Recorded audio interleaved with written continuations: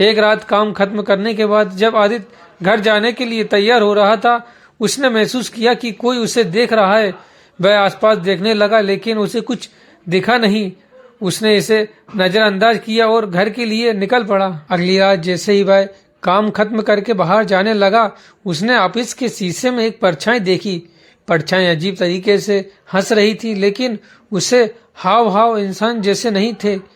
उसने सोचा कि शायद वह बहुत ज्यादा थका हुआ है, इसलिए ऐसा महसूस हो रहा है। इसके बाद हर रात आदित्य को अजीब अजीब आवाजें सुनाई देने लगी, कभी किसी के हंसने की आवाज तो कभी किसी के चलने की। एक रात वह अपनी कुर्सी पर बैठा था, तभी उसने महसूस किया कि कोई उसके कंधे पर हाथ रख रहा है।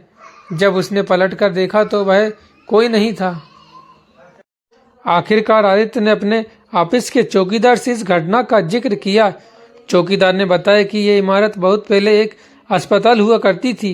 एक महिला जो मानसिक रोगी थी, इसी इमारत में आत्महत्या कर ली थी। कहते हैं उसकी आत्मा अब भी यहीं भटकती है और लोगों के साथ अजीब खेल खेल और जोर जोर से हंस रही है।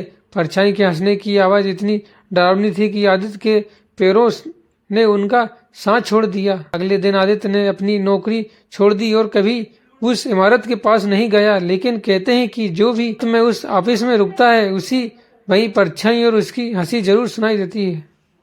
कहानी का सबक: पुराने और सुनसान जगहों पर जाने से पहले सावधान रहें। कुछ रहस्यों को छेड़ने की वजह उनसे दूरी बनाए रखना ही बेहतर होता है।